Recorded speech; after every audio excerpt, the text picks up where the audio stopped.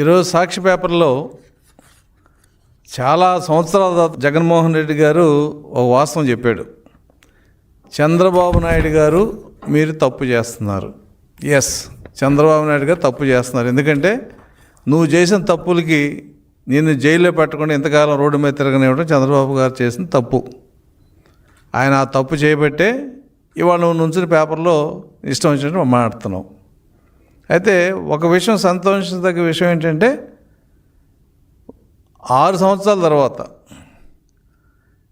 ఆయన వెంకటరామరెడ్డి వైసీపీ మనిషి అవని, లేదంటే ఇంకో రకంగా అవని, ఒక ఉద్యోగి గురించి చాలా బాధపడుతూ మదన పడుతూ ఉద్యోగ సంఘాల గురించి, ఉద్యోగులకు ఆయన చేసిన మేలు గురించి ఇవాళ పబ్లిక్లో పేపర్లో మాట్లాడటం జరిగింది.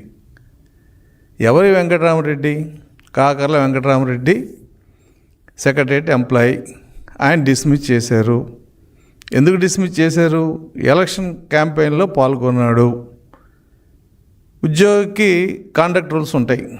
కాండక్ట్ రూల్స్లో అవినీతి, క్రమశిక్షణ రాహిత్యం, అయితే పని పట్ల నిర్లక్ష్యత, పని చేయకపోవటం, కొన్ని సందర్భాల్లో ఉద్యోగం మీద క్రమశిక్షణ చర్య తీసుకోవచ్చు అనేది కాండక్ట్ రూల్స్లో ఉంటుంది. ప్రతి కాండక్ట్ రూలు కేంద్ర రాష్ట్ర ప్రభుత్వ ఉద్యోగులందరికీ అప్లై అవుద్ది.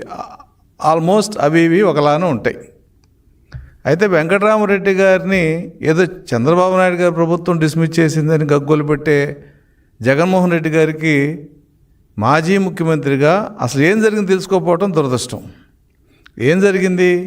ఏప్రిల్ 24లో, అంటే అప్పటికి ఎలక్షన్ కోడ్ ఉంది. ఈ కాకర్ల వెంకటరామరెడ్డి వైఎస్ఆర్సిపి ఆర్టీసీ యూనియన్ నాయకుడు చంద్రయ్య కలిపి కడప జిల్లాలో 4 డిపోల్లో ప్రత్యక్షంగా జెండాలు పట్టుకుని వైసీపీకి ఓటేయండి అని చెప్పి పాంప్లెట్లు పంచుతూ డిపోలో ప్రచారం చేశాడు. ఇది జరిగింది ఎప్పుడు? ఏప్రిల్, అంటే 2 ఏప్రిల్ 2024 సంవత్సరంలో. అప్పుడున్న returning officer, Kadapa Badvel returning officer collector గారికి రిపోర్ట్ పెట్టాడు.